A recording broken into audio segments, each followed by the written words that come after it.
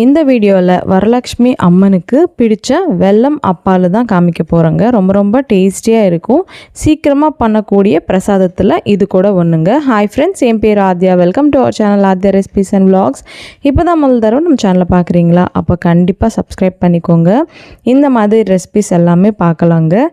இந்த வெல்லம் அப்பாலுக்கு ரொம்ப கம்மி பொருட்களை தான் நம்ம யூஸ் பண்ண போகிறோம். எல்லாமே வீட்டில் கிடைக்கிற பொருட்களால் தான் பண்ண போகிறோங்க. இந்த வரலட்சுமி நோம்புக்கு நீங்களும் இந்த பிரசாதத்தை ட்ரை பண்ணுங்கள். எப்படி பண்ணுறதுன்னு பார்த்துடலாம். இதுக்காக ஒரு மிக்சிங் பவுலை எடுத்துகிட்டு ஒரு கப் அளவுக்கு அரிசி மாவு எடுத்துட்டேன். இது இன்ஸ்டண்ட்டாக கடையில் வாங்கினது தான். அது கூடவே ஒரு கப் அளவுக்கு கோதுமை மாவு, ஒரு கப் அளவுக்கு சூஜி ரவை, அதாங்க உப்புமா ரவை, உப்புமா பண்ணுவோம்ல அந்த ரவை, ஒரு பிஞ்ச் சால்ட்டை சேர்த்துட்டு இந்த மாவு இந்த ரவை எல்லாமே நல்லா மிக்ஸ் ஆகிற மாதிரி முதல்ல இந்த மாதிரி மிக்ஸ் பண்ணிவிட்டு பக்கத்தில் இருக்கட்டும். இப்போ ஸ்டவ் மேலே கடாய் வச்சுக்கலாங்க. கடாயில் ஒரு 3 கப் அளவுக்கு தண்ணியை ஊற்றிக்கலாம். ஸ்டவ் ஆன் பண்ணிவிட்டு இந்த கப் மெஷர்மெண்ட்ஸ் எல்லாமே ஒரே கப்பால் அளந்துக்கோங்க. இப்போ இதுலேயே ஒரு 2 கப் அளவுக்கு வெல்லத்தை இந்த மாதிரி நல்லா கிரேட் பண்ணிவிட்டு போட்டுக்கலாங்க. நீங்கள் இந்த பிளேஸில் வெல்லம் பவுடர் சேர்த்துக்கலாம், சுகர் கூட சேர்த்துக்கலாம். ஆனால் வெல்லத்தால் தான் ரொம்ப டேஸ்டியாக இருக்கும், நம்ம அதிரசம் மாதிரி இருக்கும். இதெல்லாமே நல்லா கரைய விடுங்க. மீடியம் ஃப்ளேம்லேயே வச்சு மிக்ஸ் பண்ணிக்கினேன். இந்த தண்ணி நல்லா கொதிக்கும் போது ஒரு ஸ்பூன் அளவுக்கு ஏலக்காய் தூள் சேர்த்துக்கலாம். இது கூடவே ஒரு 1/4 கப் அளவுக்கு தேங்காய் துருவலை சேர்த்துக்கலாம். சேர்த்துட்டு ஒரு 2 நிமிஷம் நல்லா கொதிக்க விடுங்க. இந்த மாதிரி கொதிக்கும் போது நம்ம மிக்ஸ் பண்ணி வச்சிட்டோம்ல இந்த மாவு ரவை எல்லாமே கொஞ்சமாக கரண்டியால் போட்டுக்கிட்டே மிக்ஸ் பண்ணிக்கணும். ஒரே வாட்டி போட்டிங்கன்னா இதெல்லாம் கட்டி கட்டியாக ஆகிடுங்க. இந்த மாதிரி ஒரு கையால் மிக்ஸ் பண்ணிக்கினே இன்னொரு கையால் போட்டுக்கணும். இதெல்லாமே கொஞ்சம் போட நல்லா திக்காக ஆகிடும். இப்போ லோ ஃப்ளேமில் வச்சுட்டு எல்லாமே கட்டியாக இல்லாமல் இந்த மாவுங்களுக்கு எல்லாமே இந்த தண்ணி அப்சார்ப் பண்ண மாதிரி நல்லா மிக்ஸ் பண்ணிக்கலாங்க. இதெல்லாம் கூட கொஞ்சம் மிக்ஸ் பண்ணிக்கின்னு ஒரு 2 ஸ்பூன் அளவுக்கு நெய்யை சேர்த்துக்கலாம். நெய்யை சேர்த்துட்டு இந்த கடாயிலிருந்து இந்த டவ் செப்பரேட் ஆகும். அது வரைக்கும் லோ ஃப்ளேம்லேயே வச்சுட்டு இந்த மாதிரி மிக்ஸ் பண்ணிக்கலாம். இப்போது மிக்ஸ் பண்ணிவிட்டு ஸ்டவ் ஆஃப் பண்ணிடலாங்க.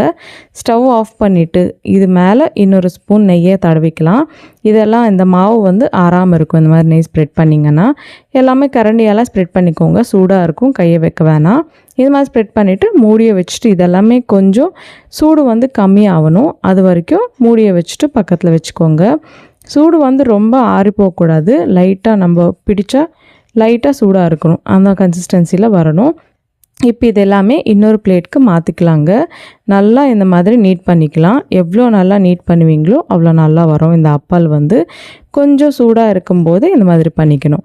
இப்போ இதிலிருந்து கொஞ்சமாக எடுத்துட்டு பால்ஸ் மாதிரி செஞ்சுக்கோங்க. உங்களுக்கு அப்பால் சைஸ் கொஞ்சம் பெருசாக வேணும்னா பெரிய பால் செஞ்சுக்கோங்க. இல்லை குட்டி குட்டியாக செய்யணுன்னா இந்த மாதிரி சின்னதாக செய்யுங்க. நான் இங்கே சின்ன சைஸாகவே பண்ணிக்கிறேன். இந்த வரலட்சுமி நோம்புக்கு இந்த பிரசாதம் கண்டிப்பாக பண்ணுவாங்க. இதனே இல்லைங்க, ஹனுமான் ஜெயந்திக்கு கூட இந்த பிரசாதத்தை பண்ணுவாங்க. இப்போது ஹாஃப் பார்ட்டை நான் இந்த மாதிரி உருண்டை பிடிச்சிக்கிட்டேன். மீதி ஆறி போகாமல் மூடியை வச்சுக்கலாம். இப்போ ஒரு உருண்டையாக எடுத்துகிட்டு இந்த மாதிரி ஏதாவது பேப்பர் இல்லைன்னா கையில் கூட பண்ணிடலாங்க. ரொம்ப ஈஸியாக பண்ணிடலாம். இந்த மாதிரி கொஞ்சம் பண்ணி வச்சுக்கோங்க. எல்லாமே ஒரே வாட்டி பண்ண வேணாம். நீங்கள் தண்ணி மாவு ஒரே கப்பால் அளந்து கரெக்டாக எடுத்துட்டிங்கன்னா இந்த மாதிரி பர்ஃபெக்டாக கையில் ஒட்டாமலேயும் நம்ம ஈஸியாக பண்ணிடலாங்க. இதெல்லாமே ப்ரிப்பேர் பண்ணிவிட்டு பக்கத்தில் இருக்கட்டும். பார்த்திங்கல்ல, கொஞ்சம் குண்டாகவே இருக்கணும், ரொம்ப மெலீஸாக இருக்கக்கூடாது. இப்போ ஸ்டவ் மேலே கடாயை வச்சுட்டு டீப் ஃப்ரைக்காக எண்ணெயை ஊற்றிக்கலாம். இந்த எண்ணெய் நல்லா சூடாகணும். சூடாச்சோ இல்லையோ கொஞ்சம் மாவை போட்டு டெஸ்ட் பண்ணிக்கலாங்க. இது தன்னால் மேலே வந்துச்சுன்னா நல்லா சூடாயிடுச்சு. இப்போ இது எடுத்துடலாம். இது போடும்போது எண்ணெய் ரொம்ப சூடாக இருக்கணும். போட்ட பிறகு கொஞ்சம் மீடியம் ஃப்ளேமில் வச்சு இது ஃப்ரை பண்ணிக்கணுங்க. இப்போ ப்ரிப்பேர் பண்ணிவிட்டேன் இந்த வெல்லம் அப்பால் ஒன்றா சேர்த்துக்கலாம். கடாய் சைஸை பிடிச்சி இது எல்லாமே போட்டுக்கணும். ஒரே வாட்டி போட வேணாம். போட்ட உடனே டேர்ன் பண்ண வேணாங்க. ஒரு 2 நிமிஷம் அப்படியே விட்டுருங்க. தன்னால் மேலே வரும் உப்பி. இப்போ இன்னொரு சைடுக்கு டேர்ன் பண்ணிக்கலாம். இதே மாதிரி மீடியம் ஃப்ளேமில் வச்சு டேர்ன் பண்ணிக்கினே இந்த கலர் வர வரைக்கும் கூட ஃப்ரை பண்ணிக்கணும். இப்போ ஒரு ஜல்லடையில் போட்டுடலாங்க. இது கொஞ்சம் அதிரசம் எப்படி நம்ம ப்ரெஸ் பண்ணுவோமோ அதே மாதிரி ப்ரெஸ் பண்ண எக்ஸஸ் ஆயில் போயிடும். இந்த மாதிரி ப்ரெஸ் பண்ணும்போது பிகினர்ஸாக இருந்தால் சைடுக்கு வச்சு ப்ரெஸ் பண்ணுங்கள், இல்லைனா எண்ணெய் வந்து மேலே பட்டுரும்.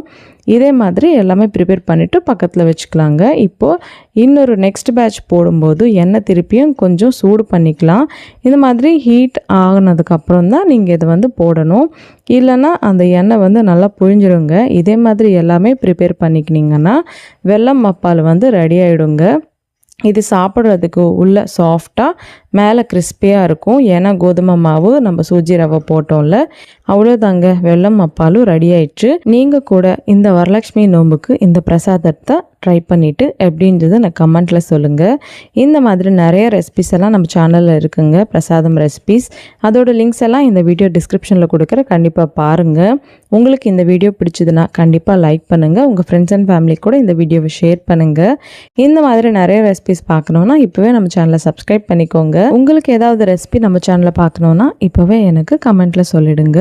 இன்னொரு இன்ட்ரெஸ்டிங்கான ரெசிபியுடன் மறுபடியும் உங்களை சந்திக்கிறேன். அது வரைக்கும் சைனிங் ஆஃப் உங்கள் ஆத்யா. பாய் பாய்.